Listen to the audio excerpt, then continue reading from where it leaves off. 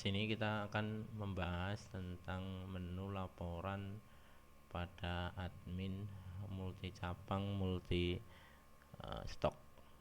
Pertama-tama kita masuk ke aplikasi adminnya, kemudian login, terus pilih menu laporan.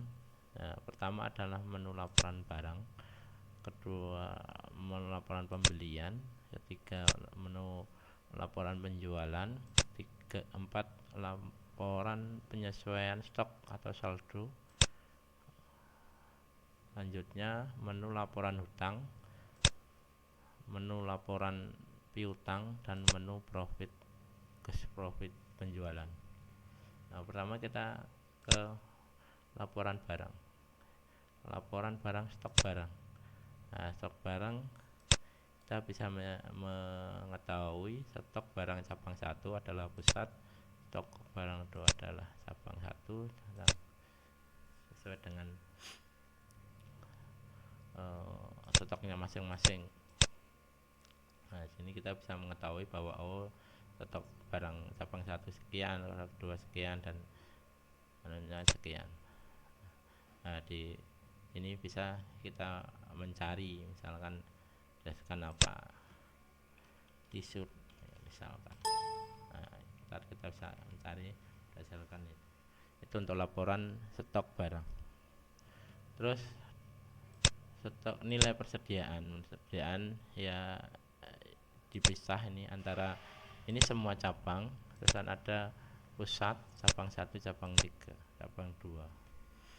Nah, sini punya nilai persediaan sendiri-sendiri karena berhubungan dengan stok dikalikan HPP terakhir. Itu caranya. Terus yang ke selanjutnya adalah stok minus. Stok minus ini pencarian untuk barang-barang yang minus. Terus untuk kartu stok, misalnya kartu stoknya pengennya yang mana, nah kita bisa pilih misalkan ini. Nah, itu kartu stoknya kayak gini. Jadi historisnya dari periode 1 sampai 30 itu sirkulasinya kayak gini. Ada stok masuk, stok keluarnya, dan transaksi apa yang dilakukan.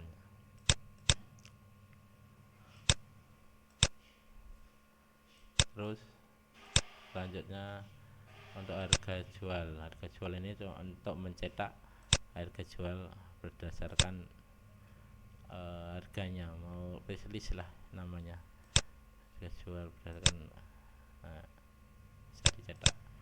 Terus kemudian mutasi barang per cabang. Nah, ini bisa dilihat juga di laporannya, mana barang mana aja yang telah bermutasi dan kemana gitu.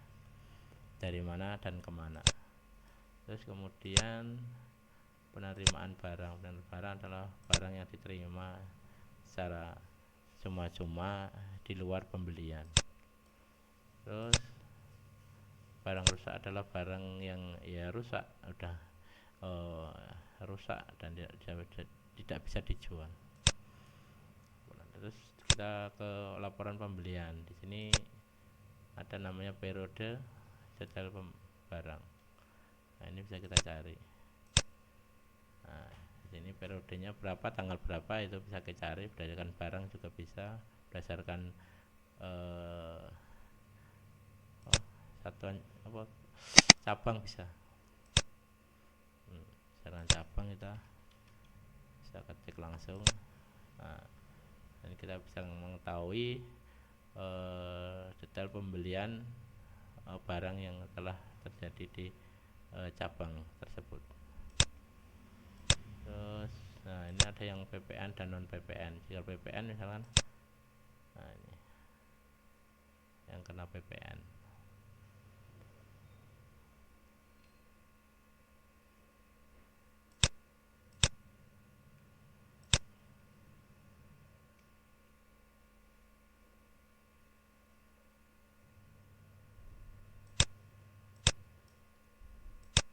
Terus kemudian supplier bisa, jadi kita terus suppliernya apa.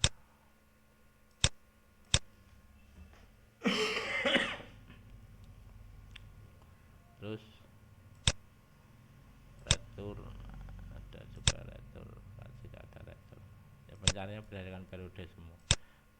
Di sini lanjut ke laporan penjualan, yaitu penjualan berdasarkan kelompok. Nah, kelompoknya itu kita bisa memilih kelompok mana, kelompok food, non food ya, misalnya. Atau terus kita berdasarkan kelompok, bisa kita milih, oh kelompok ini tuh omsetnya berapa, misalkan bisa. Kelompok mie instan, nah, bisa kita pilih, oh omsetnya sekian dalam rank periode sekian sampai sekian. Terus berdasarkan supplier juga bisa, jadi barang supplier itu apa aja yang telah terjual dengan omset berapa. Nah, ini bisa dipilih sesuai dengan suppliernya barang tersebut. Misalkan ini pribadi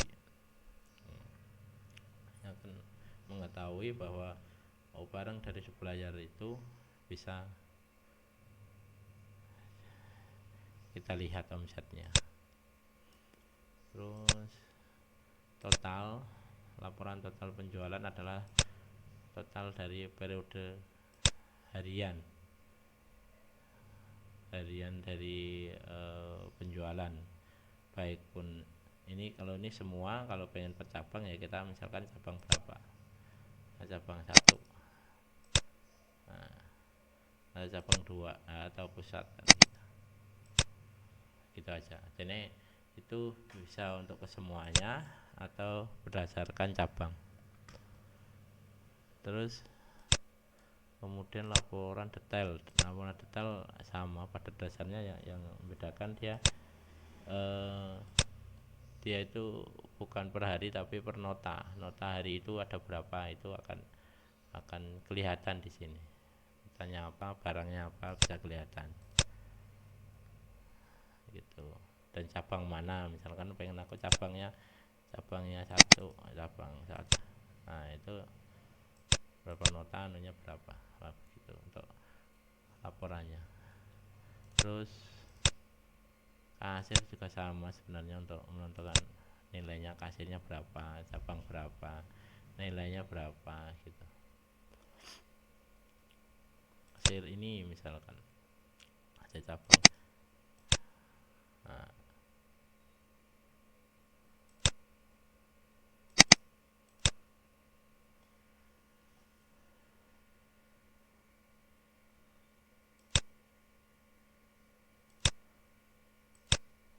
kemudian laporan closing, ini closingan yang kasir yang terhubung dengan back office. Terus profit penjualan atau gross profit, nah ini bisa dilihat di sini, penjualan profit, gross profitnya berapa. Terus setelah itu data penjualan, data, nah ini ada penyesuaian stok. Jika barangnya itu tidak sesuai, maka kita bisa sesuaikan plus minusnya itu di master barang. Penyesuaian saldo ini juga jika ada penyesuaian saldo utang, dan ini juga laporan penyesuaian saldo piutang. Terus kemudian laporan utang supplier, jika ada transaksi yang berhubungan dengan hutang supplier maka bisa dilihat di sini periode tanggal sekian, utangnya berapa. Terus kemudian berdasarkan piutang periode, misalnya periode sekian sampai sekian ada berapa utangnya. Terus setelah itu kartu piutang jatuh tempo, misalnya jatuh temponya berapa, misalnya antara sekian sama sekian itu jatuh temponya yang mana, itu bisa dilihat juga. Terus kemudian kartu hutang itu juga bisa dilihat berdasarkan supplier juga. Kalau tidak ada ya belum ada, karena belum ada melakukan transaksi hutang nota. Pembayaran adalah ya laporan untuk ya historis pembayaran hutang ke supplier. Terus piutang ya sama, pada di sana pada piutang customer atau pelanggan itu bisa dicari sini, hutangnya berapa, anunya berapa, sama pada di sana sama dengan ya utang untuk pencariannya, untuk jatuh tempo, untuk kartu piutangnya, piutang periode itu harus dipilih